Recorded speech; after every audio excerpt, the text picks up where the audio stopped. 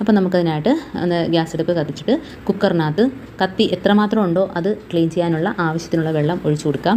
ഈ കത്തികളാണ് എടുത്ത് വെച്ചിരിക്കുന്നത്. അത് നമുക്ക് പ്ലാസ്റ്റിക്കിൻ്റെ പിടിയുള്ള കത്തികളൊക്കെ കുക്കറിനകത്ത് ഇടാതിരിക്കുന്നതാണ് നല്ലത്. അല്ലാതെ നമുക്ക് വിസിലടിച്ച് എടുക്കാവുന്നതാണ്. അപ്പോൾ അതിനായിട്ട് ഞാൻ ടൂത്ത് പേസ്റ്റ് എടുക്കുകയാണ്. ഇപ്പോൾ ടൂത്ത് പേസ്റ്റിൻ്റെ കവർ തീരാറാകുമ്പോൾ നമ്മൾ കളയുകയല്ലേ ചെയ്യുന്നത്. അപ്പം ഇതേപോലെ എടുത്തിട്ട് നമുക്ക് കത്തിയിൽ തേച്ച് കൊടുക്കാം. അപ്പം നമ്മൾ ഉപയോഗിച്ചിട്ട് മാറ്റിയിടുന്ന കത്തികളാണ് ഇതേ രീതിയിൽ തുരുമ്പിക്കുന്നത്.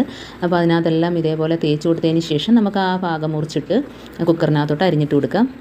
അപ്പോൾ അതിനകത്തുള്ള പേസ്റ്റ് എല്ലാം വെള്ളത്തിൽ ഇറങ്ങിയിട്ട് അത്രയും മാത്രം മതി. പേസ്റ്റ് ഒരുപാടുണ്ട്. അപ്പം നമുക്ക് അതിനകത്തോട്ട് കത്തികളും കൂടി ഇട്ട് കൊടുത്ത് ഒരൊറ്റ വിസിൽ കുറച്ച് വിനാഗിരിയും കൂടെ ഒഴിച്ച് കൊടുക്കാം. ഒരു 2-3 സ്പൂൺ വിനാഗിരിയും കൂടെ ഒഴിച്ച് കൊടുത്താൽ മതി. അപ്പോൾ ഞാൻ ഇത് കുക്കറിനകത്തോട്ട് കത്തികളൊക്കെ വെച്ചപ്പോഴത്തേനും എല്ലാ കത്തിയും വലുതാണ്. അപ്പോൾ കുക്കറിനകത്തോട്ട് ഇട്ട് അടിക്കാൻ പറ്റാത്തത് കൊണ്ട് ഞാൻ വേറൊരു പാത്രത്തിനകത്ത് ഒഴിച്ച് തിളപ്പിക്കുകയാണ് ചെയ്യുന്നത്. നല്ല വെള്ളമൊന്ന് ചൂടായി കിട്ടിയാൽ മതി. ഇതിപ്പം വേണ്ടേ ഇതിനകത്ത് എല്ലാ കത്തിയും വലുതാണ്.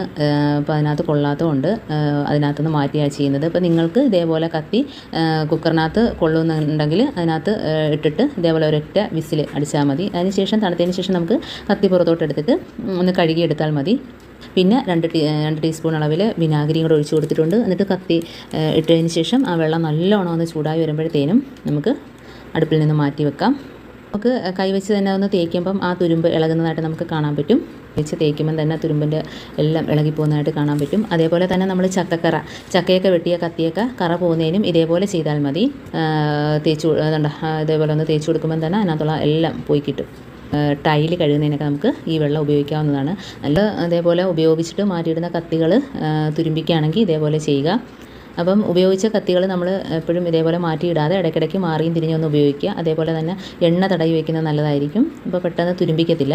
വെള്ളം ഒഴിച്ച് കഴുകിയെടുക്കുകയാണ്. ഇനി നമുക്ക് ആ പേസ്റ്റിൻ്റെ വെള്ളം ഇതേപോലെ സിങ്കും അതേപോലെ തന്നെ ടോയ്ലറ്റും ടൈലും ഒക്കെ കഴുകുന്നതിനൊക്കെ പ്രയോജനമാണ്. മണലാണ് ഞാൻ എടുത്തിരിക്കുന്നത്. എന്നിട്ട് നമ്മൾ ഇതേപോലെ ഇടികല്ലോ അതല്ലെങ്കിൽ ഇതേപോലത്തെ കല്ലൊക്കെ ഉണ്ടെങ്കിൽ അതിൻ്റെ പുറത്ത് വെച്ചിട്ട് തന്നെ നമുക്ക് കത്തി ഒന്ന് തുടച്ച് വൃത്തിയാക്കിയതിന് ശേഷം ഇതേപോലെ ഒന്ന് തേച്ച് കൊടുക്കാം. കാരണം ആ നനവോടെ തേച്ച് ഇതേപോലെ മൂർച്ചയാക്കരുത്. നനവൊന്ന് മാറി തുടച്ചതിന് ശേഷം മാത്രം ഇതേപോലെ ഒന്ന് മൂർച്ചയാക്കി കൊടുക്കുക. ഇപ്പോൾ സവാള അരിയുന്ന കാണിച്ചു തരാം. അപ്പോൾ വളരെ ഈസി ആയിട്ട് തന്നെ കണ്ടോ, നല്ല മൂർച്ചയാണ്. തൊട്ടപ്പോൾ തന്നെ നമുക്ക് സവാളയാണേലും എന്താണേലും നമുക്ക് ഇതേപോലെ ഈസി ആയിട്ട് അരിഞ്ഞെടുക്കാൻ പറ്റും. സ്റ്റീലിൻ്റെയൊക്കെ കത്തിയും ഇതേപോലെ വെച്ചെടുക്കാം മണ്ണിനകത്ത്. അതുപോലെ കത്രികയാണെങ്കിലും ആ മണ്ണിനകത്ത് നമുക്ക് ഇതേപോലെ ഒന്ന് മുറിച്ച് കൊടുത്താൽ മതി. മുറിച്ച് കൂടി കിട്ടും. ഇതേപോലെ ഒന്ന് ആക്കി കൊടുത്താൽ മതി. അതേപോലെ തന്നെ നമ്മുടെ ഗുളികയൊക്കെ തീർന്നതിൻ്റെ സ്ട്രിപ്പ് ഉണ്ടെങ്കിൽ ഇതേപോലെ ഒന്ന് മുറിച്ചെടുത്താൽ മതി. അത് സ്ക്രബ്ബറിനകത്ത് ഇതേപോലെ ഒന്ന് ആക്കി കൊടുക്കുക.